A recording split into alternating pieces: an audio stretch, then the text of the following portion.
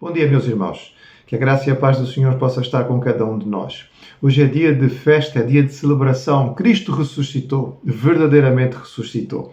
E esta é a nossa marca de vitória maior. Este é o dia em que nós celebramos de forma mais especial ainda a ressurreição de Jesus. Todos os domingos são uma mini celebração da ressurreição, mas hoje é o dia exato em que nós lembramos que o Senhor saiu da sepultura e nós celebramos o seu nome. Que bom que esta semana, apesar das limitações, já podemos estar juntos. Estivemos juntos na quarta-feira, estivemos juntos na quinta-feira, tomando a ceia do Senhor, estivemos juntos na sexta, lembrando a crucificação de Cristo, e hoje já estivemos na nossa reunião de oração e na escola dominical. É bom que, apesar da distância, continuamos sendo igreja.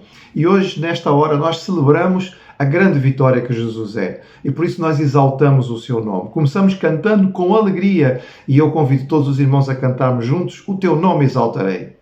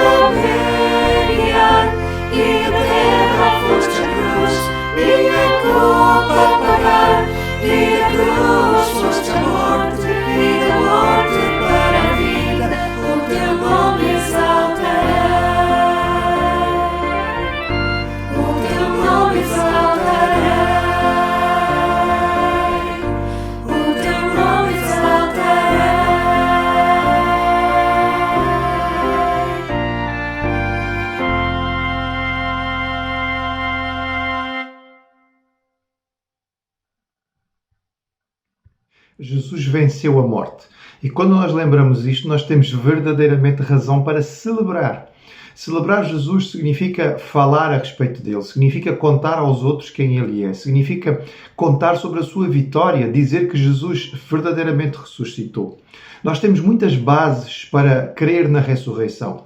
Fé não é fé por ser falta de fundamento. É a fé porque ela tem a ver com confiança. Nós temos muitos fundamentos e razões para crermos que Jesus realmente levantou dos mortos. E isto nos dá ainda mais alegria e satisfação para nós podermos celebrar. Então cantamos novamente e exaltamos o Senhor, celebrando a Jesus.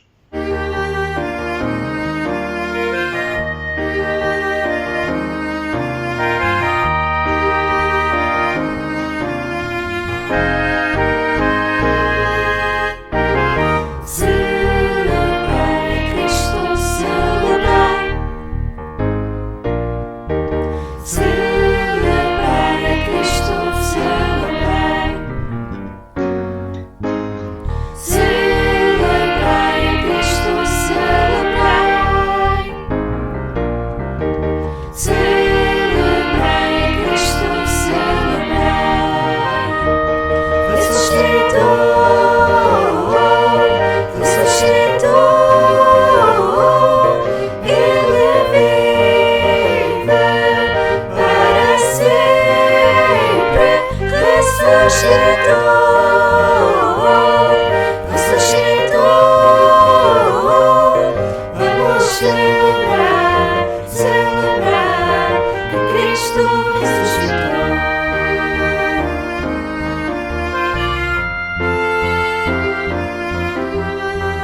Celebrai a Cristo, celebrai. Celebrai a Cristo, celebrai. Celebrai a Cristo, celebrai. Celebrai a Cristo, celebrai. Ressuscitou, ressuscitou, Ele vive para sempre. Ressuscitou, ressuscitou. Vamos celebrar, celebrar que Cristo ressuscitou. Vamos celebrar, vamos celebrar, vamos celebrar que Cristo ressuscitou.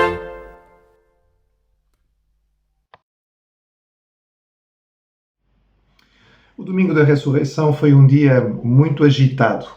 Nós não conseguimos ter uma noção exata de tudo aquilo que se passou, mas podemos perceber que, em termos emocionais, os discípulos deviam estar profundamente comovidos. Aquele fim de semana foi um fim de semana extremamente exigente do ponto de vista emocional. Eles tinham experimentado a semana inteira de emoções muito fortes, começando com a entrada de Jesus em Jerusalém, que tinha sido aclamada pelas multidões. Os discípulos depois vivenciaram momentos de muita tensão enquanto Jesus enfrentava os seus inimigos em debates acirrados no templo ao ensinar a multidão. Depois houve aquela ocasião muito marcante, mas profundamente difícil para eles, em que Jesus lava os pés aos discípulos e avisa a eles que ele vai ser traído, que ele vai ser preso, que vai embora. E os discípulos estão confusos e aquela noite termina de forma trágica em Jesus sendo preso e os discípulos fugindo. Sexta-feira eles estão escondidos. Estão tentando perceber o que é que podem fazer. Talvez alguns estejam a fazer esquemas na sua cabeça sobre alguma maneira de reagir.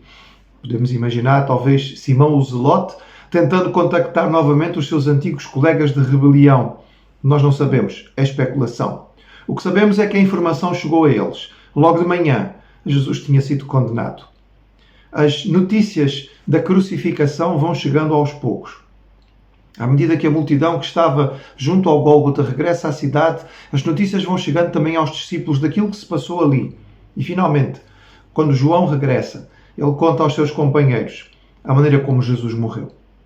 O sábado deve ter sido um dia de profunda depressão. Os discípulos não têm vontade para comer, não têm vontade para falar, estão escondidos com medo daquilo que pode acontecer, receosos de poderem ser presos, imaginando que os romanos e as tropas do templo estão à procura deles para acabar de uma vez com esta seita ou com esta rebeldia, já que Jesus foi condenado e crucificado como o rei dos judeus. Mas domingo, o dia começa muito cedo, com grande confusão. As mulheres chegam dizendo que Jesus tinha ressuscitado. O túmulo está vazio, elas tinham visto anjos. Jesus apareceu às mulheres e então Pedro e João correm à sepultura para ver. Chegam lá, encontram um túmulo vazio. Encontram a roupa dobrada e separada e percebem que isto não foi um roubo, não foi algo extraordinário, comum de alguém que pudesse ter levado o corpo de Jesus. Foi mesmo extraordinário. Jesus realmente ressuscitou. Mas eles não veem a Jesus. Maria Madalena fica um bocadinho mais no local e Jesus aparece também a ela. As horas do dia vão passando. E conforme estas horas passam, Jesus faz aparições individuais. Ele aparece a Pedro de forma especial. Não sabemos o que conversaram. Parece que nesse dia também ele aparece a Tiago, seu meio-irmão, o mais velho. Também não sabemos o que aconteceu nessa ocasião. Ao fim do dia, quando 2 discípulos estão a caminho de Emaús, Jesus se junta a eles e por fim se revela. E quando eles voltam e chegam a Jerusalém, encontram os outros discípulos reunidos, não todos, falta Tomé. E então, no fim deste dia, finalmente Jesus aparece aos seus. Vamos ler o texto, porque ele é muito marcante para aquilo que foi a mensagem de Jesus, da sua ressurreição para os seus discípulos, mas também é muito marcante para nós. O texto que vamos ler encontra-se em João, capítulo 20, e nós vamos ler a partir do versículo 19. João, capítulo 20, a partir do verso 19. E o texto diz assim: Ao cair da tarde daquele dia, portanto o primeiro dia, o primeiro da semana, trancadas as portas da casa onde estavam os discípulos com medo dos judeus, veio Jesus, pôs-se no meio deles e disse-lhes: Paz seja convosco. E dizendo isto, lhe mostrou as mãos e o lado. Alegraram-se, portanto, os discípulos ao verem o Senhor. Disse-lhes, pois, Jesus outra vez: Paz seja convosco. Assim como o Pai me enviou, eu também vos envio. E havendo dito isto, soprou sobre eles e disse-lhes: Recebei o Espírito Santo. Se de alguns perdoardes os pecados, são-lhes perdoados. Se lhes retiverdes, são retidos. Estes dias anteriores ao momento da ressurreição e da aparição de Jesus entre os seus discípulos tinham sido marcados pelos sentimentos mais negativos possíveis. O texto diz claramente que os discípulos estavam cheios de medo. Eles tinham consciência de que tinham se tornado um alvo prioritário para os romanos e também para os guardas do templo. O sumo sacerdote e o sinédrio tinham condenado Jesus. Facilmente eles poderiam também eliminar os seus discípulos. Eles não querem mais confusão e provavelmente o ódio que tinham a Jesus se estenderia também aos seus discípulos. Eles estão em profundo lamento, estão em choro, estão sem conseguir entender o que aconteceu. Certamente a sua cabeça está muito confusa. Eles tinham visto Jesus fazer coisas extraordinárias ao longo do tempo que tinham vivido com ele. Como era possível que de repente a vida de Jesus pudesse ser cortada tão depressa, ele pudesse ser morto desta maneira tão cruel e tudo aquilo que eles tinham acreditado tinha deixado de existir? Podemos dizer que deveria haver inclusive algum desespero. Porque enquanto a morte não chega, nós temos esperança. Mas depois da morte, já há nada mais por esperar. Certamente haveria também algum remorso. Remorso devia ser algo que estava no coração de todos eles. Talvez possamos dizer que Pedro, de um modo particular, estava a sofrer. Porque ele, como o discípulo que era líder natural do grupo, ele tinha negado ao Senhor Jesus 3 vezes. E sabemos que ele chorou amargamente depois desta ocasião. Mas eu imagino os outros discípulos também a olharem uns para os outros e a sentirem a recriminação no seu próprio coração. Devíamos ter feito alguma coisa. Podíamos ter reagido. Não podíamos simplesmente ter deixado que o levassem. Podíamos ter tentado levantar a multidão, dizer às pessoas que era Jesus. Mas a verdade é que eles não fizeram nada disto. O texto diz que eles estão trancados, com as portas fechadas, tentando estar em segredo. A cidade estava muito cheia e não era realmente fácil encontrar pessoas nesta ocasião. Haveria inúmeros peregrinos.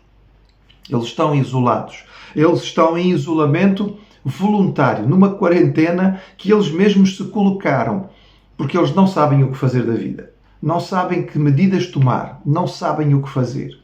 E neste dia, acrescentaram a tudo isto esta luzinha de esperança que eles não conseguem interpretar. Jesus ressuscitou, mas como? Isto não temos esta expectativa. Isto não faz parte da nossa fé. Isto não entra na nossa doutrina. E no meio disto tudo, sabemos que eles estão juntos, não sabemos se estão a conversar ou não. Os discípulos que vêm de Emaús trazem esta informação. Mas parece que eles ainda assim, mesmo depois de ouvirem o testemunho das mulheres e destes 2 discípulos de Emaús, não entenderam o que estava a acontecer. E o texto diz que Jesus, então, apesar das portas e janelas fechadas, aparece no meio deles. Ele não simplesmente passa pela porta. Ele simplesmente aparece. E certamente, se já havia tanta confusão na cabeça deles, esta aparição deve ter provocado um susto enorme. E a interpretação inicial natural é que estavam a ver um fantasma.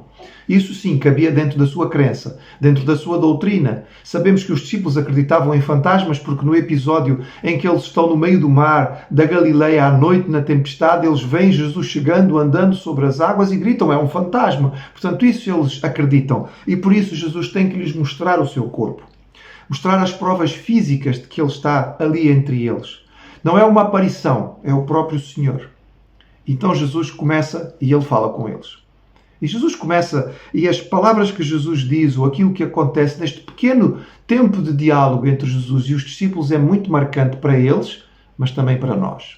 A primeira saudação de Jesus é a saudação comum, é a saudação diária, equivale ao nosso bom dia, passou bem. Shalom Aleichem, que a paz esteja convosco. Era aquilo que se dizia todos os dias quando as pessoas de manhã se cruzavam pelas ruas, onde quer que estivessem, em Jerusalém ou na Galileia. Eles tinham ouvido Jesus dizer isto talvez centenas, talvez até milhares de vezes, mas neste dia tem um significado especial. Para um coração atribulado, para um coração cheio de angústia, para um coração cheio de medo, para um coração confuso e atrapalhado, para um coração pesado de remorso e arrependimento, a paz que Jesus transmite nesta hora vai além de uma mera saudação. Paz seja convosco. Significa que o consolo de Deus possa estar com vocês, que vocês possam perceber que o nosso Deus é um Deus que controla todas as coisas. A paz seja convosco. Significa que vocês têm que entender que, apesar de tudo aquilo que aconteceu, nós não perdemos o controle. Paz esteja convosco. Aquilo que vocês acham que deixou de existir não é verdade. Continua presente, continua vivo e agora com mais força ainda para que vocês possam entender o significado. Paz seja convosco. Significa que vocês talvez não estejam entendendo, mas não quer dizer que porque não entenderam, não está acontecendo algo que é da vontade de Deus e aquilo que é melhor para vós. Paz seja convosco. É a saudação que Jesus dá aos seus discípulos e é aquela que Ele nos transmite também a nós nesta hora, em que estamos assustados, com medo, com angústia, e Ele vem aos nossos corações e diz: paz seja convosco. E depois de saudar os discípulos com a paz, Jesus lhes diz algo que é extraordinário. Ele diz a eles que esta paz é possível, mas é possível como? É possível por causa da presença do Espírito Santo. O Senhor capacita, Ele não apenas ordena. Quando Ele nos dá alguma função ou que Ele nos dá algum tipo de atividade, quando Ele nos pede para fazermos alguma coisa, Ele não nos deixa sozinhos para nós conseguir isto. Ele nos dá as condições de nós podermos fazer isto. E isto é possível. Esta paz que excede o entendimento, esta paz que vai além da nossa capacidade de raciocínio, esta paz que não é semelhante à do mundo porque ela é duradoura, esta paz que é extraordinária e que realmente enche o nosso coração de contentamento, de satisfação, de perceber a presença do Senhor, tem a ver com o seu Espírito em nós. O Espírito Santo é-nos dado para que nós possamos ter a presença de Deus constante.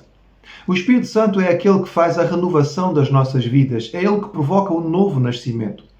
O Espírito Santo é a confirmação de que a salvação que Jesus nos trouxe não é uma religião, não é um cumprir de regras e cerimônias, não é um participar de cultos mais ou menos elaborados, é um relacionamento.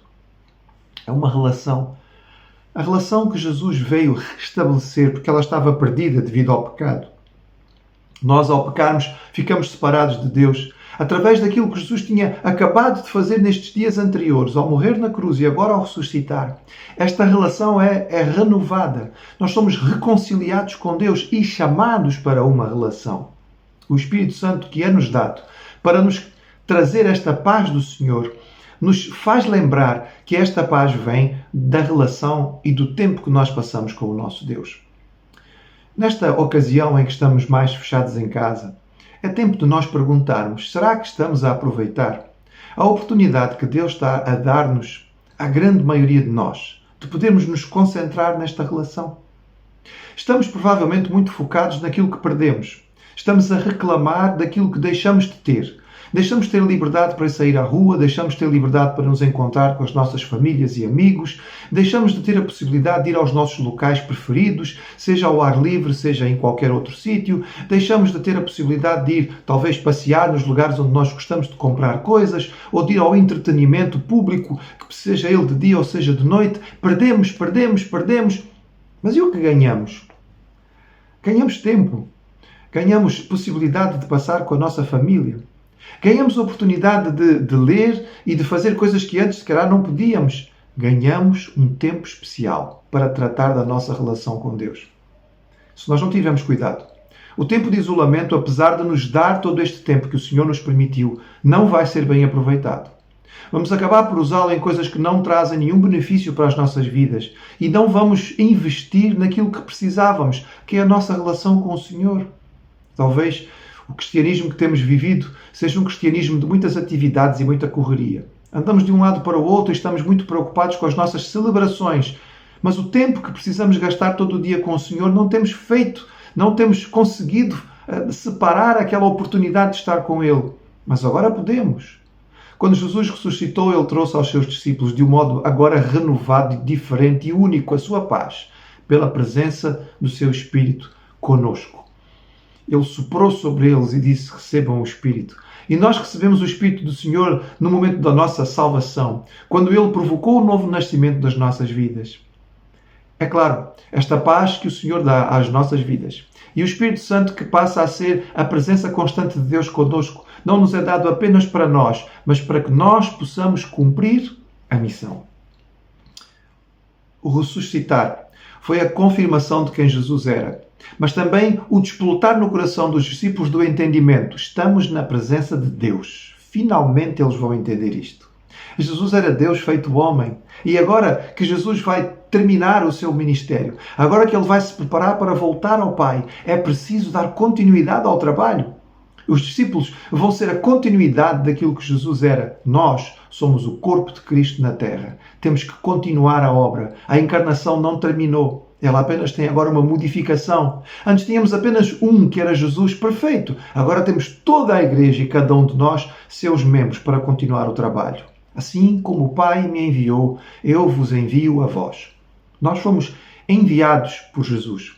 Nós não apenas recebemos a sua paz, nós não apenas desfrutamos do seu Espírito e da comunhão e da relação com Ele. Nós somos chamados a ir àqueles que ainda não conhecem. Porque a única maneira das pessoas poderem ser salvas é através de Jesus.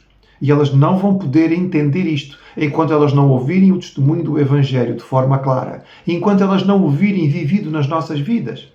Então Jesus disse aos discípulos: eu vim, o Pai me enviou, e eu vivi aqui uma vida perfeita, e vivi uma vida poderosa, e vivi uma vida de intimidade com o Pai através do Espírito, e vivi uma vida de pregação e de serviço, e agora, da mesma maneira, vocês são chamados a ir. Vocês vão manter esta proximidade, porque receberam o Espírito Santo. Vocês são capacitados com poder para poderem dar o testemunho, para poderem fazer as coisas extraordinárias. Vocês são chamados a, como eu, viverem vidas de serviço e de pregação, para que o mundo possa ouvir e para que o mundo possa crer. Quando Jesus ressuscitou, Ele trouxe aos seus discípulos um novo foco em termos de propósito. Agora, eles sabiam verdadeiramente o que tinham que fazer com as suas vidas. Não mais confusão, não mais perguntas, não mais dúvidas, não mais remorso, mas a certeza de que eles têm um propósito claro nas suas vidas e agora têm para onde ir, sabem o que fazer. E o propósito que o Senhor lhes dá, mais uma vez, esta missão que eles têm que cumprir, novamente entendemos, está ligada ou tem a ver com relacionamentos. Aqueles a quem vocês perdoarem. O que Jesus está nos falando não é que nós vamos ter o poder de perdoar alguém ou não. O que Ele está nos falando aqui é que nós vamos poder levar o Evangelho do perdão. E quando nós podemos dizer às pessoas que esta é a forma de elas serem perdoadas e elas aceitarem, nós vamos poder dizer a elas: vocês foram perdoados. O Senhor entrou nas vossas vidas. Vocês agora têm uma vida nova para andar com Cristo. Assim como aqueles que rejeitam, infelizmente, nós vamos poder dizer deles: estão perdidos, não têm a salvação, estão a caminho da perdição eterna, porque não têm os seus pecados perdoados.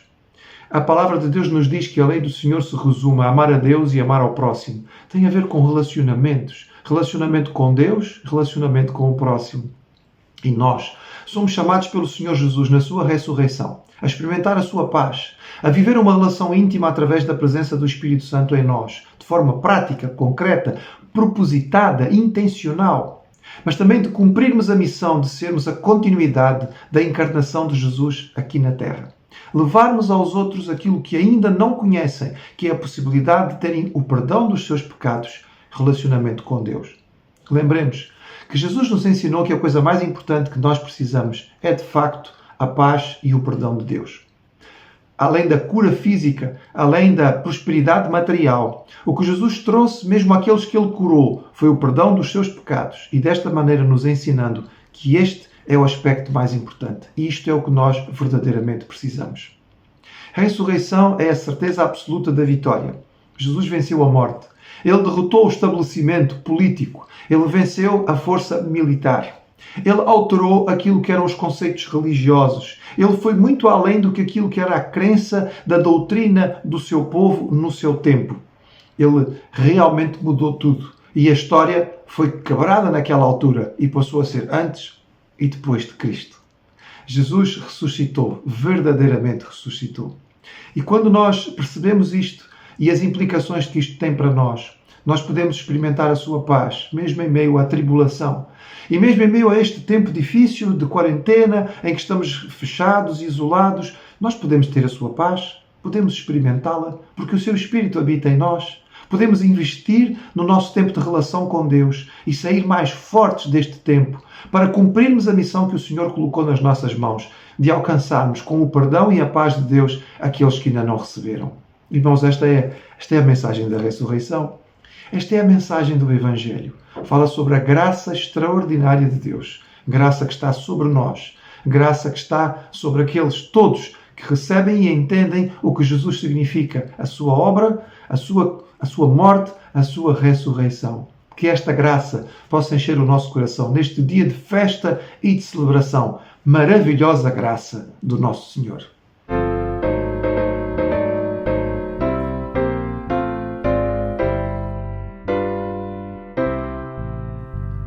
Maravilhosa graça, graça de Deus sem par. Como poder cantá-la, como hei de começar? Ela me dá certeza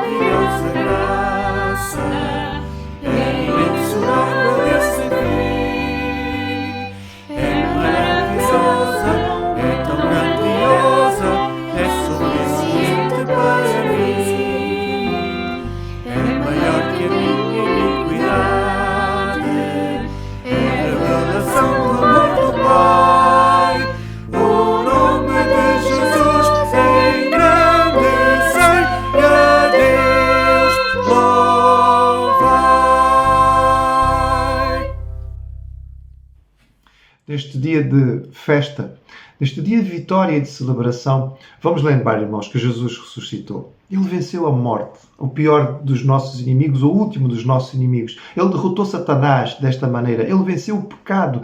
E toda esta vitória nos é dada a nós também. E nós queremos agradecer ao Senhor e celebrar neste dia de alegria. Mesmo com as limitações que possamos ter, que o nosso coração possa estar feliz pela vitória que nós temos em Cristo. Vamos louvá-lo através da oração. Pai, nós te agradecemos mais uma vez pela tua palavra extraordinária, pela paz que tu nos dás, que é diferente da do mundo e excede o entendimento. Nós te louvamos, Senhor, porque na vitória de Jesus nós temos a certeza da nossa vitória. Como Ele ressuscitou, temos a certeza de que também iremos ressuscitar. Como Ele ultrapassou a morte, nós temos a certeza de que um dia também, Senhor, nós iremos passar por esta diferença. Vamos mudar o nosso ambiente e a nossa realidade, mas temos a convicção de que estaremos contigo. Obrigado, Senhor, por esta certeza. Obrigado por esta alegria que pode encher os nossos corações. Ajuda-nos, Senhor, a investir na nossa relação contigo, a percebermos o quanto a tua salvação nos traz uma relação pessoal, próxima com o Senhor Jesus, próxima com Deus, o Pai. Que nós possamos ser instrumentos das tuas mãos para levar a tua paz e o teu perdão aos que não ainda te conhecem. E que eles possam, Senhor, experimentar também a vitória extraordinária da ressurreição. Vai estar, Senhor, com cada um daqueles que nos acompanham. Vai estar com a tua igreja espalhada pelo mundo. Vai estar com os membros da terceira igreja, Senhor, e aqueles que estão a poder nos acompanhar neste culto. Vai estar, Senhor, com aqueles que são profissionais de várias áreas, desde a saúde até a todos os outros profissionais que neste dia precisam estar trabalhando intensamente para que a grande maioria da população possa estar fechada em casa, à espera da vitória contra este vírus. Senhor, nós sabemos que a vitória é tua e nós temos a certeza de que ela chegará no teu tempo, no tempo certo. Prepara-nos, Senhor. Ajuda-nos a viver este tempo e prepara-nos para aquele que virá. É o que nós te rogamos. Em nome de Jesus. Amém. Obrigado pela sua participação connosco nesta manhã. Logo mais às 18h30 estaremos juntos novamente e vamos meditar mais uma vez sobre um dos tantos significados que a ressurreição tem para nós. Que a graça e a paz do Senhor possa continuar com cada um.